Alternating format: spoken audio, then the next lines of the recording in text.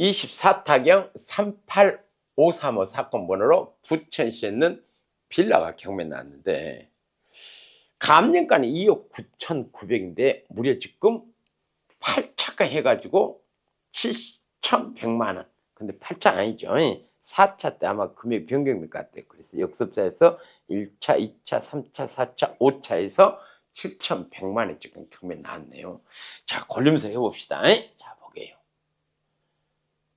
일단은 가장 먼저 말소 기준을 찾아야 되겠죠. 말소 기준 뭐라고 그랬습니까? 말소 기준 권리는 등기부상에 가장 먼저 등기된 돈과 관련된 권리. 자, 그렇다면 여기서 가장 먼저 등기된 돈과 관련된 권리는 뭐예요? 이거죠. 근데 이걸로 말소에 참 큰일 납니다. 이 주택 임차권은 가장 먼저 등기된 돈하고 관련된 권리임에도 불구하고 이것은 말소 기준 권리가 되지 않아요. 왜냐하면 이 주택 임차권은 임차인 김땡땡 씨가 나는 이러한 조건으로 이 집에 살고 있었다라는 것을 표시하는 행위입니다. 따라서 이건 권리로 보지 마시고 임차인 김땡땡 씨가 이러한 조건 이 집에 살고 있었구나 라고 생각하셔야 돼요. 그렇다면 두 번째로 소유권 이전은 권리가 아니기 때문에 신경 쓰지 말고 가장 먼저 등기된 돈과 관련 권리 아니잖아요. 가장 등기된 권리 뭐이다? 천사 이와 같이 2023년 5월 10일 부천시 이 소유자가 세금이라는 돈을 안 내서 부천시에서 압류했다. 그래서 말소가 뭐가 된다? 23년 5월 10일자 압류가 말소가 됩니다. 그러면은 이 말소 먼저 전입한 김땡땡 씨 여기 굉장히 중요한 말이 나옵니다. 뭔 말 나요?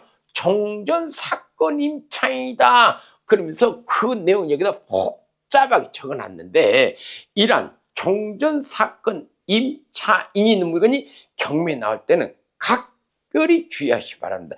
이해를 돕기 위해서 일로 잠깐 와보실래요? 잘 보세요. 저대로 하면 조금 이해하기가 어려울 것 같으니까 쉽게 풀어드릴게요. 자, 원래 이 부동산이 있었습니다.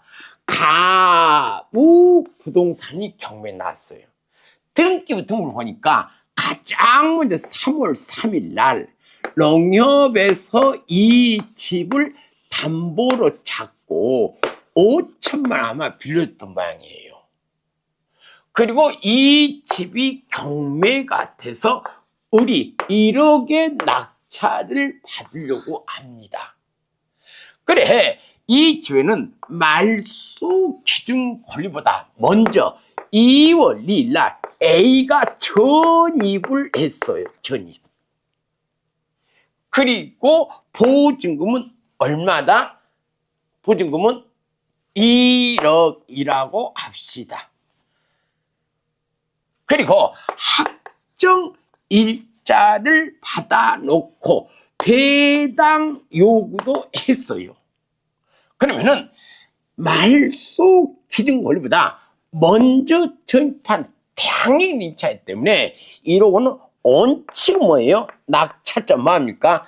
인수하나 법원에서 가져오면은 물어주지 않는다고 그랬죠.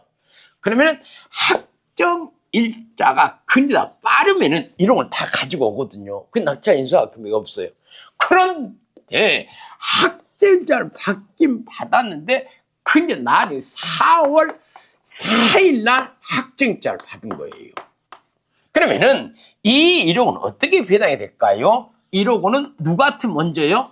이 농협한테 먼저 5천만 원. 그리고 나머지는 얘가 5천만 원. 확정일자로.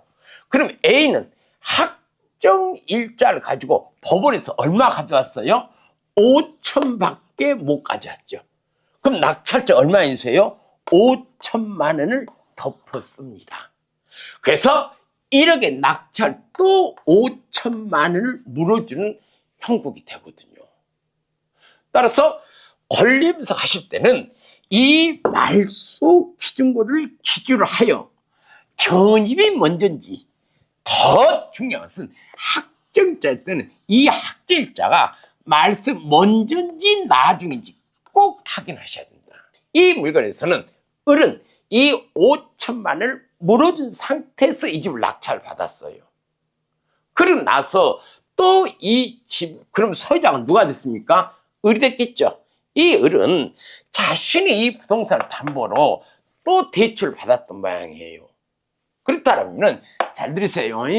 이 집에는 여전히 이웃일라 누가요? A가 전입이 되어 있었고 낙찰받고 아직 이 A는 5천만 원 못 받았죠. 그냥 이사를 갈까요 안 갈까요? 안 가죠. 그리고 전입되어 있고 보증금 여전히 얼마예요? 1억이에요. 임대차 계약서에 새로 안 썼기 때문에 임대차가 1억이라고. 근데 5천만 원 받았죠. 실질적으로 낙찰자 인상이 얼마예요? 5천만 원인데 이같이 1억에 저렇게 기록이 됩니다. 이 이후에 을이 낙찰받고 7월 7일 날 이제 수협에서 이 부동산을 담보로 해갖고 대출을 받은 모양이에요. 됐어요? 1억 원을 대출 받았다 칩시다. 그러면 이때 A는 전입도 7월 7일보다 빠르고 학정일자 며칠이에요? 4월 4일이죠. 학정일자도 받았고 배당 또 했던 모양이에요. 근데 학정일자가 몇일입니까? 4월 4일이죠. 그러면 그 수협 근량보다 빠르고 이거 잘하셔야 됩니다. 이 상태에서 이 을이 수요부터 받은 돈을 대출 받은 걸 받으면서 경매가 나왔습니다. 그럼 을의 부동산에 경매 나와서 병이 낙찰을 받았다고 칩시다. 이때 1억의 낙찰이 됐어요. 병은 왜 1억에 받았는가 하니 이 A가 말소기보다 먼저 전입하고 학정일자가 빠르기 때문에 당연히 자신의 보증금을 만나 법원에서 배당판 따라서 나는 인수할 돈이 없다라고 1억 입찰했어요. 과연 맞는 분석일까요? 근데 이 A는 이걸 우리는 선행사건 그럽니다. 그리고 A 임차인을 종전사건 임차인. 근데 이 종전사건 임차인이 선행사건에서 배당했어 안 했어요? 해서 배당을 받았죠. 그러면 후행사건에서는 배당 요구를 하더라도 배당을 해준다 안 해준다? 안 해준다. 왜냐하면 선행사건에서 배당 요구를 한 임차인은 후행사건에서는 배당 요구를 하더라도 배당해준다 안 해준다? 안 해줍니다. 따라서 낙찰자가 5천만 원을 다 물어준다라는 거. 이거요 어떻게 보면은 심심찮게 나온 사례만큼 이와 같이 물건에 종전사건 임차인이 나오죠. 이럴 때는 이 종전사건 임차인 A가 종전선행사건에서 얼마를 배당받았고 후행사건에서는 비록 학정일자도 빠르더라도 배당은 절대 안 해준다. 왜? 선행사건에서 배당 요구를 했기 때문에 그렇습니다. 이건 정말 조심하십시오. 아시죠?